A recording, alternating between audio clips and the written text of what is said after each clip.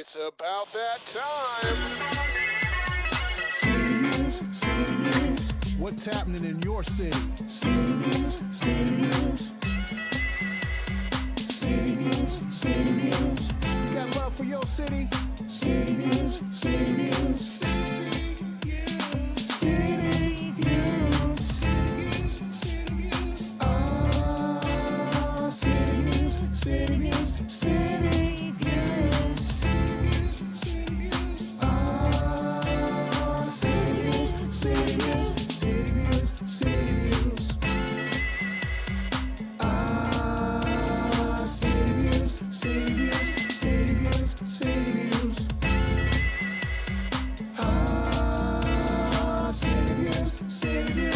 City Views. City Views. City Views. Oh, City Views, City Views. City Views. City Views. City Views. City Views. City Views.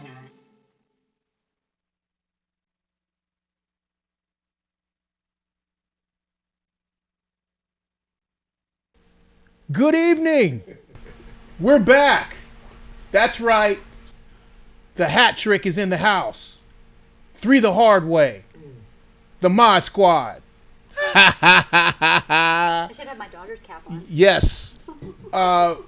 We are City Views, and we are so glad to be back here with you on this wonderful Tuesday evening. My name is Jacques. I am your host, and I have my 2 most capable co-hosts here with us this evening. The one and only Mr. Wilbert Bowles, also known as Weebo. I'm here. Tears live. I'm here. And, PM! and we are just too elated to have back with us on the stage the wonderful, the lovely, the most talented, the beautiful Miss Melissa Cross. Oh, thank you. Hi, everybody. It is so wonderful to be back. It's been a difficult winter, but everything is better now. Life is calm and back to, what is that song? Back to life.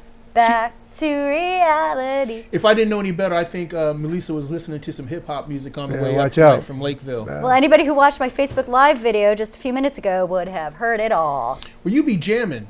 I be jamming, I be hip hopping, thumping, and people be looking at my minivan and me in the car and being, that thumping ain't coming from that vehicle.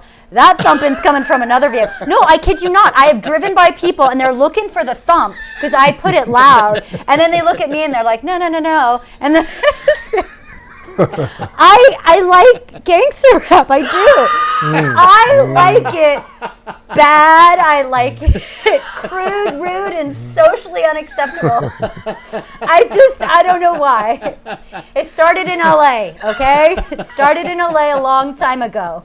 I was born at a very young age. Well, with a hip hop, Hip, hip hop, you don't stop.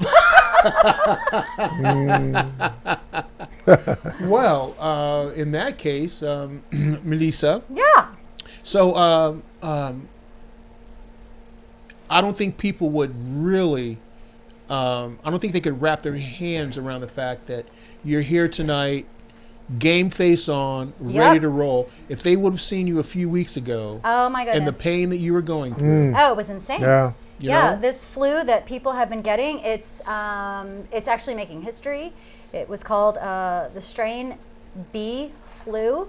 I had my flu shot and I still got this, and a lot of people have. They're calling it the killer flu because it is killing people in the ages that usually are able to survive flu. You know, flu is very dangerous for the very young and the very old. This flu is killing people our age, middle-aged people, which doesn't usually happen with the flu. So it had me down for 3 weeks, and I have to say I'm still a little tired. I still get a little tired. I'll probably be exhausted after the show tonight. Well, All right. we so appreciate everything that you do for the show, Melissa, and Weebo and I have had a couple of tough shows, man. Tough. It's like we don't come off the same without you. I have missed it more than I could even say. You didn't bring know? Parker with you. No, I didn't. And I actually really wanted to come last week, but it was just like a day of errands, and I was back in bed. So I'm just so happy to be here today. Back to work even. Everything is back on. So. And hi to moms, too. Oh, Mom Nancy. had that terrible Nancy. flu, too. Yeah. But, Mom, love you, dear. Absolutely. As always, we want to take this opportunity to thank the sponsor of City Views, Toth Insurance Agency. Thanks, Steve. Located at 1151 Steve, thank you East so much Main for Street. everything that you do. The East man, Main Street. the man. We couldn't do it without you. We could not do it without you.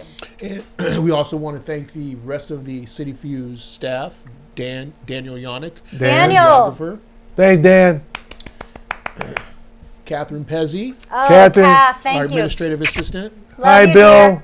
dear. William. Mr. William.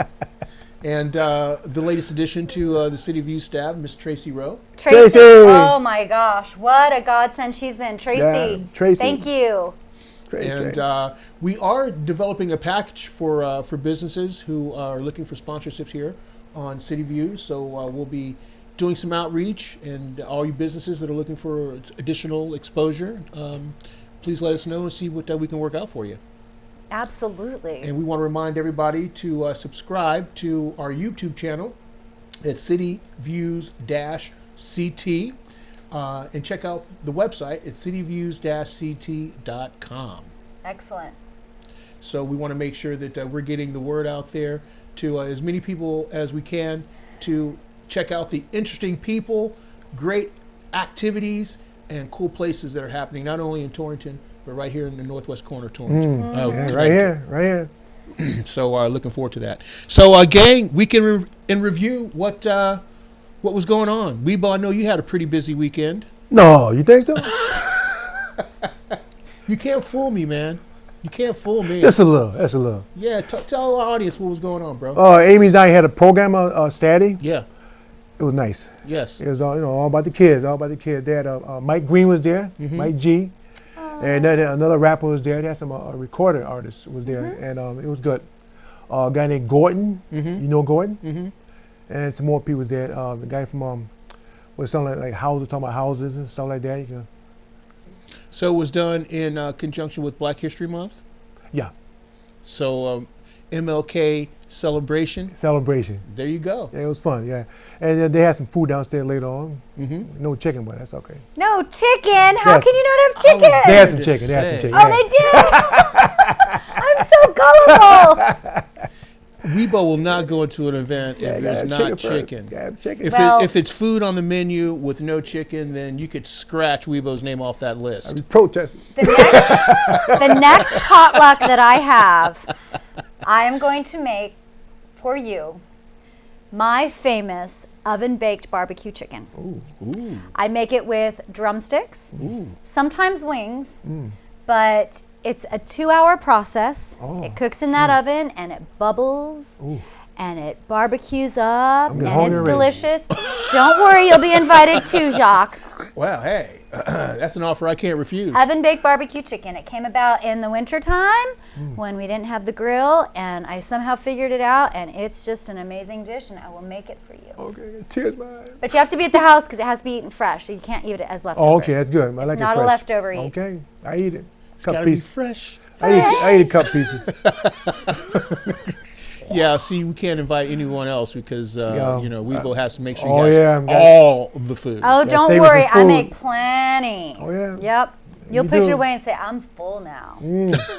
I can look at it now, taste it now. So, very good. We're going to prepare for our guest this evening. And I'm so excited to interview Jimmie Griffin. He's a resident of Waterbury with a storied history in Waterbury politics and community affairs. And Hometown. Yeah, this you- is gonna be Hometown, Jimmy. Really great. And I thought, in recognition of Black History Month, that there couldn't be a better person that we could have on. And Jimmie, I hope that he opens up a little bit and shares some of his stories with us because Absolutely. he's got a few of them. I know. Ooh, I can't wait to Me and hear Jim go it. way back. I know Jim. Yeah. Oh, yeah. So we're looking forward to that, and we want to encourage each and every one of you now to call all your friends and neighbors and tell them to catch it while it's hot on your local cable access Altice Channel 5. But before we break, oh, yes. I have yes. one thing that I need to plug a local business. Yes. As anybody who follows me on the gram or Facebook and sees my shenanigan videos, you know that I go to big box stores and we get into trouble. So recently I did a shenanigans video for Torrington's Ocean State job lot. The reason that we did this is because we wanted to help promote them because they are a big box store with a small town mom and pop feel. I tell you, these people, we're talking about Mercedes, Des, Lori, Diane, the list goes on and on. They will go the extra mile for you. If there's something that you can't find there, they will find it at another store and have it shipped here so that you can get it here in Torrington. You don't have to go to Canton. You don't have to go to Hartford. You don't have to go far away. You can get it right here in Torrington. That's good to know. And I think, especially in this day and age of social media, that we must never forget that word of mouth is still one of the best ways to advertise. And I have to tell you something. I have plugged them twice before with pictures and one little video. Out of all the businesses that we go to, and I'm not going to name them all, but we go to all the big box stores, Ocean State is the only business that has commented and acknowledged the videos that I make. Wow. They love what we do. They love the shenanigans. They just said, we love your video. They are there. They're listening. So if you take a picture at Ocean State Job Lot and you upload it and you tag them up, they notice you. They are watching and they are aware. Like I said, they are this big box chain store with a small mom and pop feel. I've been shopping with them ever since they opened up here in Torrington, and I go back to them simply because of this reason. And I've been to a lot of Ocean State job lots because we travel this state to get into shenanigans. Well, that's good to know that they're big enough to box you, but small enough to know you. I like that, Jacques. Well, that's really sweet. Well, it comes with my my desire to. You remember Bewitched? That show. I mean, I love the show, but I was always so intrigued with Darren. I'm like, wouldn't it be cool to have a job like that? Durwood. Yeah, you wake up, put on your suit and tie, you go into an office, and think about cool things to say. Yeah, Darren, he's smart man. Oh, that's right, because he was in the he was in the marketing. Yes. Yeah, of course. He's smart. And that attracted me so much, but to me it was just like, oh, that only happens on this Come up with television. wonderful Yeah, phrases. you can't do that real live, right? No, I did. And then I said later you could, but it was too late. This is so good to be back. I'm telling you, this is fun. Well, we so appreciate having you back. We're going to prepare to take a brief break, and then we're going to bring our special guest out for the evening, Mr. Jimmie Griffin. So you guys stay tuned, and we'll be right back. Right on. See you in a few.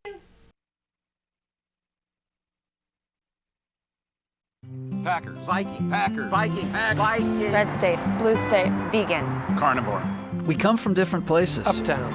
Downtown. Optimist. Cynic. We come to different conclusions. Half empty. Half full. But when we live united, we create real, lasting change in the building blocks of life. The education, income, and health of our communities, our families, United. even the person next to us. Live united. Real change won't happen without you.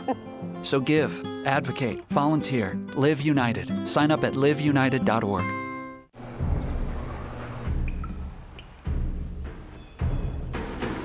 The pain will not control us. It will never break us, define us, or keep us still. Because arthritis can't beat us if we beat it first. In the fight against arthritis, you need a weapon. What's yours?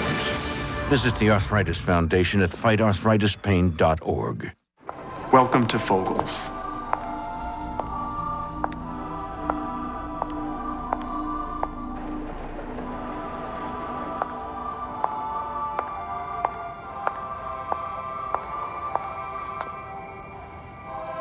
beautiful, isn't it? You expect options everywhere else. Why not with your medical treatment? Talk with your doctor to explore all your options and find what's right for you. Visit ahrq.gov.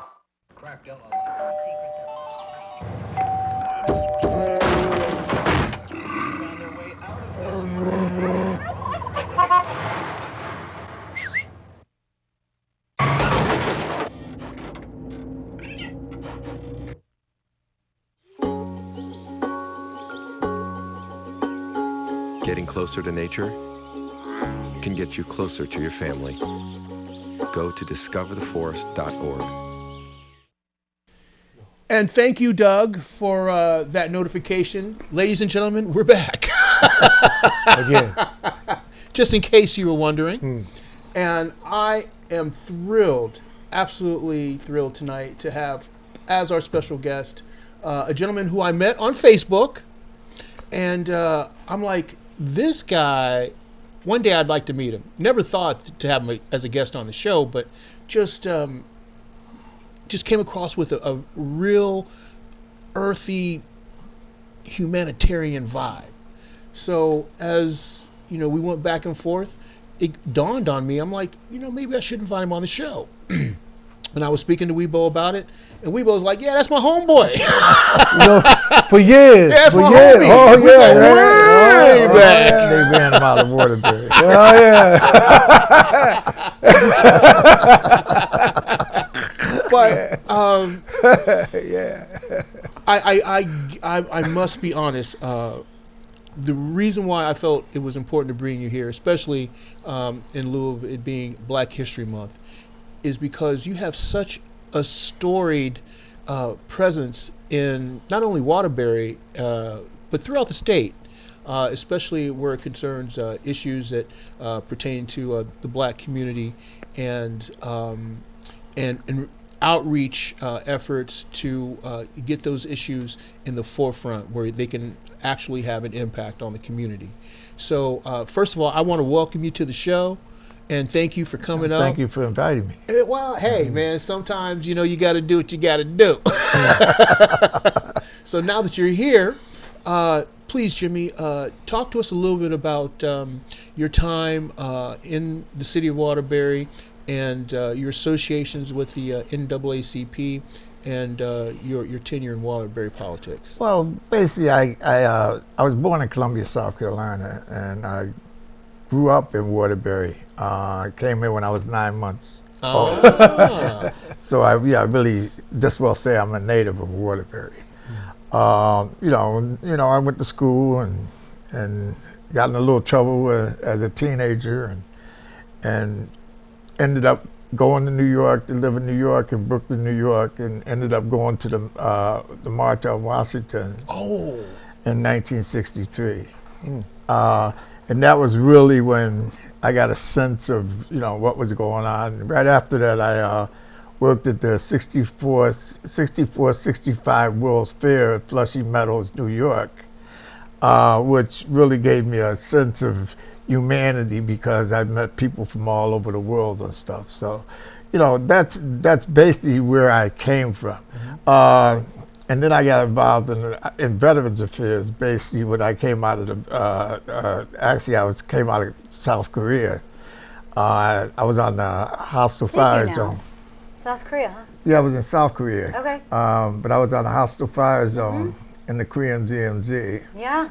So it was basically a combat zone. Oh my gosh, of course. Of course I got back, no real action up there, but the fact that I was up there was that's something. pretty profound. So when I came back, I had a desire to really help Vietnam veterans because Vietnam veterans seemed to get the real shaft, and so that's when I got involved in Veterans Affairs, and from the Veterans Affairs I expanded into civil rights and African Americans and the whole 9 yards, and ended up becoming the president of the NAACP of Waterbury. Left that and became the state president of the NAACP. So, and then I had a little blast with them. And right now I'm just doing the same thing I've been doing all my life, basically. Well, but what obviously what compelled me to reach out to you was your obvious passion for what you're doing. You believe very deeply in what you're doing, and having that military background and understanding how the dedication and commitment that you have to your values, to be willing to sacrifice, especially at a time and a period in American history when, let's just say, the playing field wasn't as even. And I wanted to talk to you a little bit about that, because you've been able to see a panacea of issues that have affected the society in a different way than perhaps my generation. And I think you could want to say you hope each generation things get a little better. Exactly. How would you evaluate things the way they are now as compared to where they were in previous decades? I think they were more blatant, and during the years that I was coming up there, it was more of a confrontational kind of thing that didn't, it's sort of underground now. Mm-hmm. It's sort of settled now. Mm-hmm. It's a lot of racism, but it's not as pronounced Mm-hmm. openly as it was back then. Mm-hmm. I can remember going to movies. I would have to go upstairs and sit in the balcony. I remember when I go down south, we used to sit in the back of the bus. We were in the back of the bus. When we went to a filling station or a gas station, I would have to go to a separate bathroom, or basically an outhouse, really. And there was a blatant discrimination and polarization at that time, in the South especially. So it was a painful thing to come up that way, to see your father buy gas and pay the same amount for gas, and then we would have to go to separate water fountains. Mm-hmm. Those kinds of issues were issues that you just don't see today, but like I said, they're more hidden and more subtle than they were then. It takes, obviously, a lot of backbone to stomach that, because our generation, my generation, we kind of saw the margins of it. And it was because of the sacrifices that your generations and previous generations before Mm-hmm. that had made, Mm-hmm. which, I thank you for. Mm-hmm. But I'm not sure that those same values have translated, because I, in some instances, don't see how the current generation of African Americans, I'm not sure that those values are still in place. Am I wrong in that perception? No, I mean there's a complacency Mm-hmm. In the African American community, and there's and let's face it, it's a generational thing too, where today racism is like it's hidden Mm-hmm. more so than Mm-hmm. it was before. Mm-hmm. Most of our African American people now are reluctant to go out and get on the front lines anywhere anymore because of technology, police misconduct. So it's a scary situation. Even though before they used to do it outright, Mm-hmm. out in the open. Mm-hmm. Now, until the cameras came out, they've been pretty blatant. Mm-hmm. Well, I think that that aspect too of, because many people don't understand what institutional racism is all about and how that's perpetuated, and not really. It's hard to understand something if you've never been exposed to it. And the insidious aspect about institutional racism is that it's not that everybody's racist, but they support the power structure that promotes racism. Mm-hmm. And that's the complacency on the other end of the spectrum that makes racism so insidious. Mm-hmm. Yeah, in other words, people look the other way. You know, they don't want to be, they don't want to be bothered. And you know, and then when you say institutional, it's sort of embedded in the systems in government and employment, you name it, it's there. And it's, like you said, it's more subtle. You know, they do it to a test. They might have a test score that's rigged, that could be, or a test that's given that could be discriminatory. I mean, if you never lived on a farm, then you wouldn't know what a pig looked like.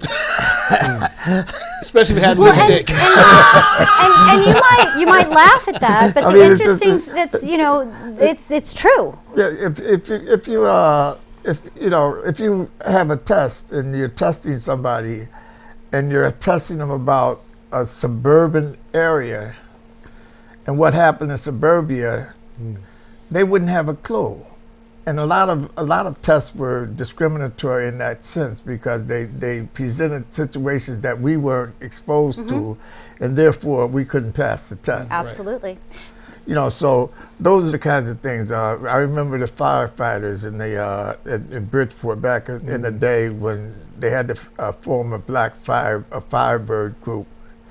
That group would have to fight to get the testing changed, because the testing was discriminatory. You know, that's why you couldn't get on the fire department, because some of the tests were not in relationship to the job. You know, they were in relationship to an environment that we never knew about. So, you know, those are the kinds of things that are systemic, that you can't really see, that are there, that have been embedded in the system over the years. And now, what's happening now is that people are starting to dig deeper and find the underlying factors that were there, and it could be explosive, you know, and that's what's happening in a lot of these brutality cases and stuff that's going on around the country. Lisa, did you want to say something? Well, you know, a few things that I wanted to say, actually. I grew up in a very, very diverse environment between Los Angeles. I went to Virgil Junior High School. If anybody knows anything about Los Angeles, they know Virgil Junior High School. The kids from Virgil Junior High School get fed into Belmont. Very diverse. I was one of 5 white people in my school. I was a minority. Okay. I also grew up and went to high school in West Palm Beach, Florida. Very diverse. Colored population, Latino, you know, South Florida. I just came back from my 30th high school reunion this summer, and all of us were just so excited to be together. Us, the white kids, the black kids, the Latino, we were all so excited. And then we got surprised by our marching band from the school today. They came with the dancers, because we were all in dance together. And, you know, we were all just talking about how wonderful and diverse we were. And all of us were watching the band, and we're watching the dancers. They were all of color. The school ended up moving location. Diversity stopped because of location. It used to be right in the middle, where you would feed in the rich kids. I kid you not, millionaires from Palm Beach were going to school at Twin Lakes High. And we had so many people. We sat there just in shock that how could this have happened? How could this have happened? And all of a sudden, now segregation has happened again. From the 80s till now? Yeah. How is that happening? It's easy. It's economic and social conditions that exist in a particular community. Exactly, because I just did my research paper. It's income too, a lot to do with the income and the. I just did my research paper, my first semester back on school, diversity in education. Is it possible? It was heartbreaking, the research that I did. Absolutely heartbreaking. And there's no way to solve it. New York City tried busing. They tried to get the diversity, and they failed. If the biggest city in our country failed at it, how are we going to make it happen here? Well, we have some solutions I would love about to that. hear We have this. some remedies, and we're going to touch on those remedies Ah. right after we take this break. I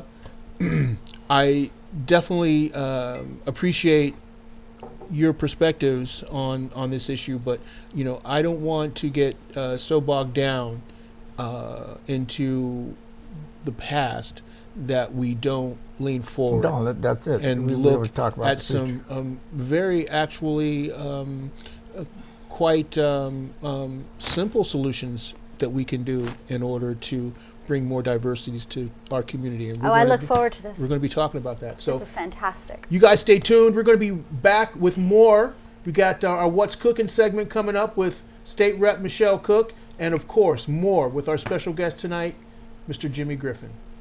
We'll be right back.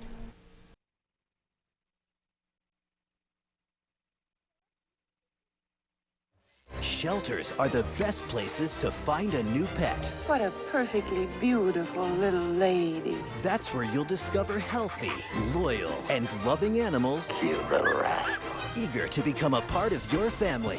A person is the best thing to happen to a shelter pet. Oh, ladies first. Be that person. Adopt. This is living. Hey, kid. To find out more, visit theshelterpetproject.org.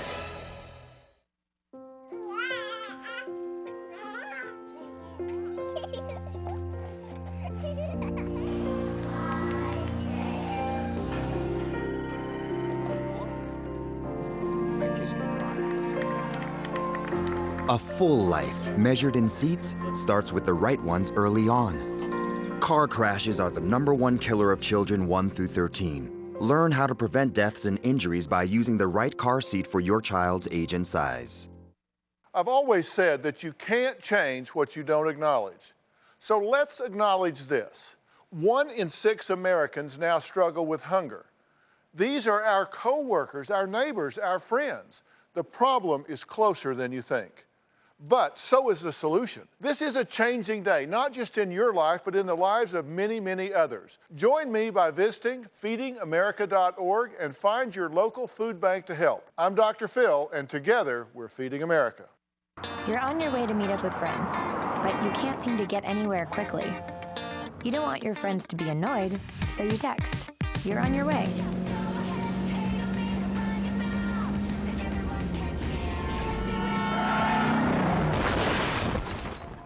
Five seconds is the average time your eyes are off the road while texting while driving. Make sure you get where you're going. Yes, indeed. Thank you, Doug. We're back. Melissa just had a little meltdown here. Yeah, while big time. we're off camera, but are you okay now? She needs therapy. I didn't It's know. coming back. She's amped up, man. Well, that's what happens when I listen to gangster rap. I don't even know what some of it means. I'm singing along. I'm like, I don't know what that means. Now, while we're on the subject, there's that element of hip hop culture that I'm not quite sure about. As an artist, as a music producer, I've always had just a little bit of deference to gangster and hip hop music and some of their messages. Do you tend to be as quite as cynical as I am, Jimmy? Yeah. As a matter of fact, I guess I missed that era. No, really. I mean, I totally avoided it for some reason. Mhm. I don't know. I just didn't get into that hip hop era. I was around during that time, but for some reason I didn't listen to the music. So I knew very few artists, and I just couldn't stand some of the language that was being used because it just took me away. As a matter of fact, my stepchildren and stuff, sometimes they would be playing music and I would go battle, Which is understandable because it's crude and rude. I said, what's this? I mean, what is, and they're not they're not like extremists. When I say extremists, they're not the kind of kids where, you know, they run the streets and that kind of stuff. But they're listening to this hip hop stuff in you know, in the car, in the house, and I'm like, what's this? You know, what are you doing? But I don't know what it is about me. I find the humor in it, and I think it's funny just as much as heavy metal. You know, it's not funny. It's a culture, and it's a. As a matter of fact, you ever heard of like Marvin Gaye had a song, "What's Going On"? What's going on? It's what you call message. It's more like message music. Hip hop came about with messages. You know, people were oppressed in the communities. A lot of the oppression was expressed through hip hop. A lot of the language came out of hip hop. So hip hop had a culture in an era where, you know, it was gang related. A lot of the gang stuff came out. There was a lot of stuff going on. Yeah, and, it was. and a lot of messages going on with that whole hip hop culture. And like I said, I sort of stayed, you know, I just shut myself out from it. You know, maybe it was a mistake on my part because I missed that piece. You know, and I'm not at all unhappy with the fact that I did miss it, because otherwise I'd be screwed up like But that. here's my take on it, though, Jimmie. I felt like there was a time in the 90s when you had a lot of the groups that were coming out of East LA and Compton and whatnot. Exactly. I appreciated what they were doing because it was more authentic. well, that's where I was from. The messages that they were talking about was about their community, their environment, where they were growing, the conditions that they were growing up in. So as an artist, I looked at that as a more realistic portrayal of life. It then got to a point where it was promoting a lifestyle. That's when I kind of fell out with it. Well, that you know, that was a result of, like I said, the oppression and depression and things that went on in those communities. The war on drugs. 3 strikes and you're out. Search and frisk. Search and frisk. you name it. There was some serious stuff going on that created an anti. I'm sorry, stop and frisk. That's what it was. Yeah, I just wanted to correct for the record there. What did you say? Stop and frisk, not search and Oh, frisk. okay. Stop. As a matter of I think fact, we just heard stop and went, what? As a matter of fact, they just found the tape that.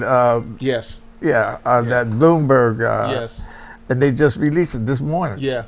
Okay, an audio, some of the things that he said about that. Yeah.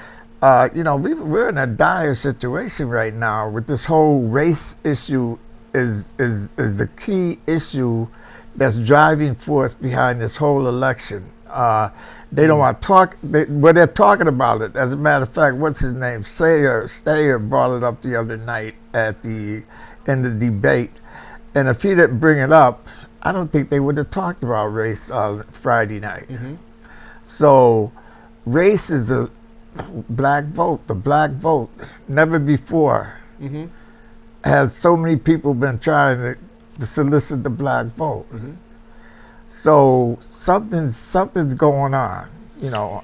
Well, I think what's going on is the fact that we've kind of lost our way in terms of knowing what's right and what's wrong. When confronted with a decision, my mother used to always tell me, just do the right thing. But politics gets you out of the lane of doing the right thing and gets you into the lane of doing it what is expedient. And what's expedient isn't always what's right. I hear you. As a matter of fact, that's why, you know, I'm not being partisan by saying this, I hope, but that's why Bernie Sanders' program, to me, is the best program available, because what Bernie Sanders has been saying, he's been saying it for 50, 60 years. He's been saying the same thing over and over again. and they labeled him a Democrat, a socialist.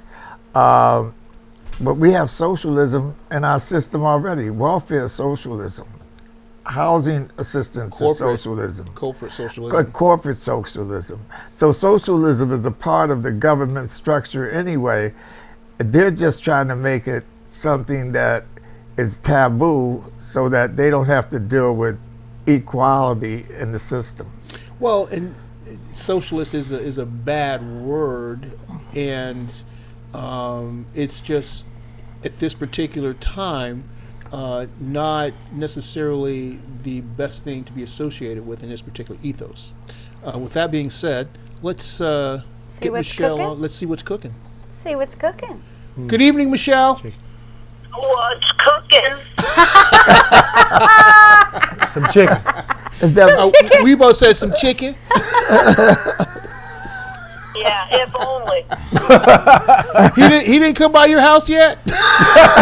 She cooking now? If there's chicken cooking in my house, that would be impressive because I haven't seen home yet today. Oh. So Michelle's the state rep over there. Yes. Yeah, okay. Michelle, we have. Which means that would mean that somebody else was in my home cooking, or because his wife would know that I see her more at work than he sees her at home, probably. Oh, okay. Yeah, you do, Michelle. You do. All right. Yeah, tell us a hi. Okay. Which is why I'm a few minutes late. I just left Litchfield Woods, and so I'm sorry for those 5 or 10 minutes later than what I said, but I got wrapped up with my father-in-law, so I'm sorry. No problem, Michelle, and our sentiments are with you and your family in this situation as well. Now, we God willing, we all get old. Whatever that looks like for each one of us, Me you too. take the cards of which they are dealt, right? Yeah, it's a tough issue. Thank you for that. But we're rolling with it. And just briefly, Michelle, if you want to talk a little bit about the situation at Friendly Hands Food Bank, please, you can take the floor now. So I'm not sure. Did you share? No, I didn't. Not yet. So just for those out there that are watching that have really embraced Friendly Hands and all that Mo and her staff has done down there, we know obviously we lost Mo a few weeks ago to her ongoing health battles, and she had been grooming someone to take over, and unfortunately that someone has passed as well. And so right now I really hope that we keep Friendly Hands and all of their staff and family and friends in our prayers and thoughts, because it's tragedy enough to lose the director, but now it's a tragedy within a week or so to lose the new director, who is very young, and we really need to just hold them all close and do whatever we can. Friendly Hands is still up and running. Karen Albreda Thomas has taken over until they can find the permanent direction. They are there. They are doing their job. But if anybody can reach out for sentiments and donations, I think that would be a true testament to giving back to those who we've lost. Thank you so much for that statement, Michelle. Now, lots of good stuff coming up here with you and situations going on at the house. I know that we're going to be up there next month for Connecticut Business Day, so make sure that you mark that down in your calendar so we can go have lunch. So Joanne Ryan gave me that date this morning when I saw her as I stopped by the chamber. So hopefully, if all goes right and scheduling is on par, I should be able to visit with you one way or the other. I know that sometimes our schedules are so crazy that they have us in committee meetings and hearings and things like that. But traditionally, from now on until the middle of May, we pretty much live in that building anyway. So. Well, I'm not taking no for an answer. I'm coming all the way up to Hartford. I better get some satisfaction. That's good. You can buy all of us lunch. I will accept that. As long as it's under $10. Well, I ain't bringing Weibo with me because he'll fill the bill, man. We got some chicken now. Kentucky Fried Chicken will be right sold out within hours. Yeah. Pollo. We got to wait for that chicken. Weibo, I don't know why you put up with it, man. I got tears in my eyes, Michelle. I know. I know. So, Michelle, there's some interesting stuff coming up here in the State of the Union. The governor just gave. What were your thoughts on the State of the State? What are your thoughts? You know, I think that as we listen to the governor speak, you know, I always say with any governor, there's good, bad, ugly, and indifferent. You know, there's things that the governor put out in his budget proposal adjustments that I'm adamantly opposed to.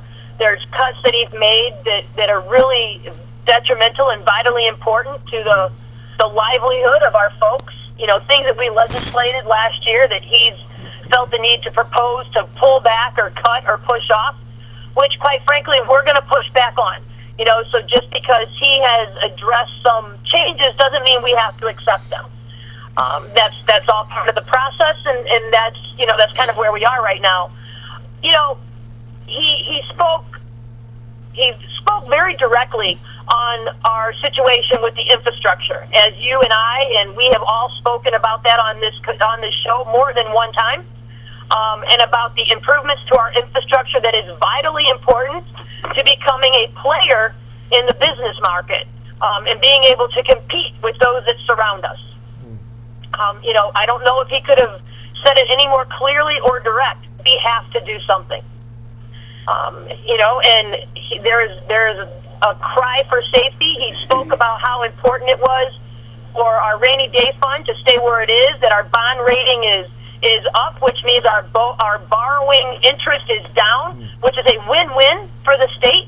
That puts us in a much better position than we have been in probably 10 or better years. That's good for us, you know, and the commitment to help those that need our help, and to ensure that everybody tries to pull their own weight. You know, in a nutshell, that's kind of where we are. He did reference the legalization of marijuana, and I think, as I remember it, it was really about the fact that our surrounding states are doing it. We have to do something. What does that mean? How do we do it? What does that look for the state of Connecticut? You know, as I've always said, I'm not in favor of legalizing marijuana just to tax it. I think that that's wrong. We know that other states have had problems with it. We have to figure out the way that it works, and then make it better. I don't know how that happens right now, but I do know that that was something that he also did address. You know, and a variety of other different things. Overall, I think it was honest. I think it was as forthcoming as possible, but with the understanding that there's definitely, it's not going to be smooth sailing, nor is it ever, right? Everybody walks into that building representing, you know, 160 plus, you know, 50 plus towns and 150 plus legislators and, you know, 3.5 million people that we try to make happy all at the same time. So it will be, as it always is, a building for the people, by the people, and our committee work has started. And, you know, we had public health yesterday, and I had expressed the need for legislators, if they chose to testify, that they needed to testify after the public, that we are a building for the public, by the public, and that we needed to testify after the public. People liked that. You know, and it wasn't for accolades or applause. It was simply for the fact that I think that we kind of do some of that backwards. I'm also a firm believer that if you're coming in to testify, that if you have a child, that you should be able to go first, because, you know, quite frankly, I think that that's a tough building to have a child stay in for a long amount of time.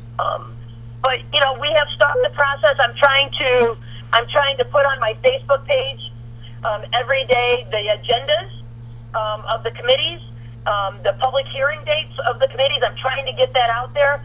On my calendar at the state, you can see what committees I'm on and what meetings are being held. That's all public. And if there are meetings that people would like to testify in and they feel like they can't get there to testify, please submit testimony.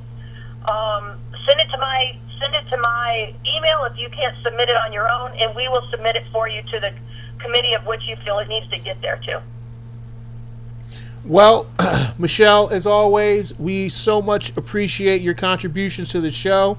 And as always, our thoughts and prayers are with you and your family right now, and hoping for the best for the recovery for your father-in-law. Well, you know, Yeah, Pops God bless will, he'll be 89 in a month. Yes. Oh, okay. And at the end of the day, as he says, he might not want to been, you know, he might not have wanted to end up in a nursing home, but he can still live to tell about it. And he's in good spirits, and so Yeah. it's just going to be a matter of going each and every day the way that it is, right? Oh, Lord. You know, look, when you talk about, he was just talking to me about his military service, and he served during the Korean War, and he was above, what did it say? He said something, the lead sergeant, not the master sergeant, he was giving me the ranks, and he was saying how they got the ranks, but they didn't get the pay.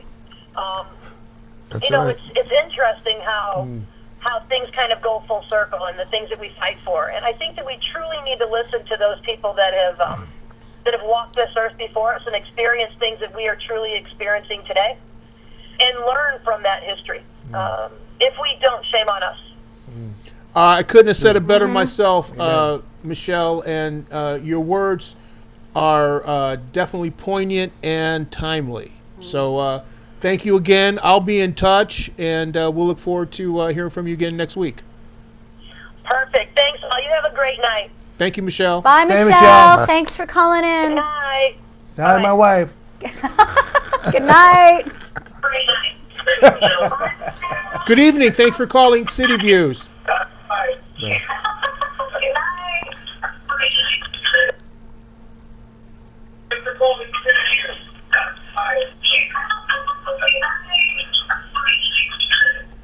Good evening. Yes. You might have to turn your TV down. Let me turn the TV down. Hold on 1 second. You might have to turn your TV down. Yeah, I'm turning it down. Replay. Turn it down. Can you hear me now? It's going to be difficult for us to communicate with your TV up. Okay. There you go. Can you hear me now? Yeah. Who's calling? This is Mike Maddox. I'm a friend of Wilbur's and Jacques. Well, hello, Mike.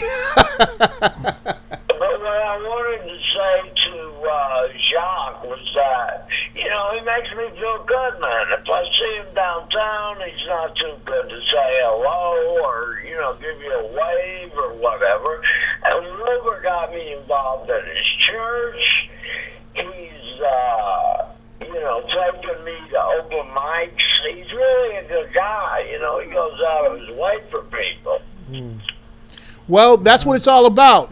It's about community, and we got to take care of each other. Yeah, that's it. We're all we got. You know, yeah, them guys are really good, man. They do a lot for everybody. Well, there's a lot of us out there, and you know, we just need to take the time to open our eyes and see exactly what kind of people make up our community. Yeah, I agree. I don't have to go on the air, but, you know, you could tell them. Thanks, Mike. I'll go on the air. I don't care. Wilbur knows me. I know you, Mike. I think Weibo is very grateful for your comments. Yeah, thanks, Mike. I can't hear anything. I don't know what's going on. I'm trying to figure this out. Well, we can hear you just fine. All right. Thank you for calling into the show. Yeah. I watch your guys' show all the time. I love Jack and Wilbur. Thank you very much, Thanks Mike. for calling in, Mike. Have a good night. Okay. Have a wonderful night. Bye. Good night, Mike. See if we got another call coming in. Ray, It might be time for right Ray, wrong Ray. Is that what is right Ray, wrong Ray? I love it. Let's see what we got going on here. Good evening, Ray. Good evening. How's the panel doing tonight? All right, Ray. So far, so good. Waiting for you. we're still in one piece. Yeah, that's great. I'm loving your panel there. It's very interesting to hear the man speak there. Mm-hmm. Thank you very much, Ray. We're really proud to have Jimmie with us tonight. Mm-hmm. Yeah, it's a great session you got there. I was in the military myself, and thank you for your service. I'll tell you, I met a lot of nice black people that I had a great time with in the service. Let me tell you, that's good to hear. Fun. That's great, good to hear. Yeah. The other thing is, I know I'm cutting it short here, but I got a little thing here. That's what happens when they voted for Lamont. You know, all this propaganda that's going on right now. What he said and what he's doing and everything else, and the tolls and the whole 9 yards is for the trucks, and that's just an opening eye for later on when they can go ahead and turn all the cars and everybody else are paying tolls, which I think is wrong. The other thing is, you're going to find out a lot of these truckers, they're going to take a different route. They're not going to go on the highway. They'll take the back road or through the city or through the towns. Yeah, it's a really tough issue that hopefully can be worked out in this session, and one way or the other can be put to bed. You know, we've been kicking it around too long now, so you know how what I feel on it, and I think it'll affect our region negatively, but that's what our representatives are for, and hopefully they'll do the right let thing. our voices be known to the powers that be. But Ray, unfortunately, we are short on time tonight, and I do want to give a closing for Jimmie. But I'll see you next Monday. Okay, I'll be there. I'll be looking for you. We'll be there with bells on. All right, I'm going to call in a little earlier next time. Okay. A few extra minutes because I got a list here. I was going to. All right, Ray, get that list ready. Listen to the rest of the show there. Thank you. Very good. Thanks, Ray. Bye, Ray. Right. Bye. Bye. Hey, Ray.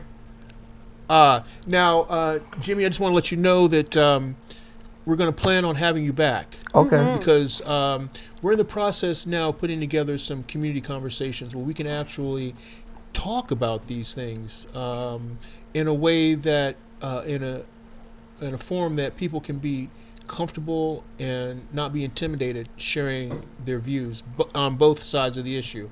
So we think you would be a great contributor to that. So we definitely want to invite you back again. I appreciate it. I really appreciate it. I think it's a great forum, and we need to discuss this. We Absolutely. Really do. And I think if people can get to know you as I've gotten to know you, then they won't feel so threatened. How could anybody be threatened by you? Well, you'd be surprised some of the stories. Some of the stories, it's unbelievable. I'm like, are you kidding me? Oh. But yes. Well, I can't wait to learn more. Yeah. Oh, yeah. Well, So how soon are we going to have Jimmie back? This is the key. Real soon. Good. Awesome. Lebo and Kathy, they'll work on that. Yeah. All right. Well, You got to wind down. Yeah. looks like our time's up. But we've only just begun. We've only Okay. just begun. All right. Don't get me with the Carpenters. All right. We got to say goodbye. Good night. Good night. Thank you so much Good for night. tuning in. We'll see you back next week, right here on City Views. Bye, everybody. Good to be back. City Views, City Views. What's happening in your city? City Views, City Views. City Views, City Views. Got love for your city?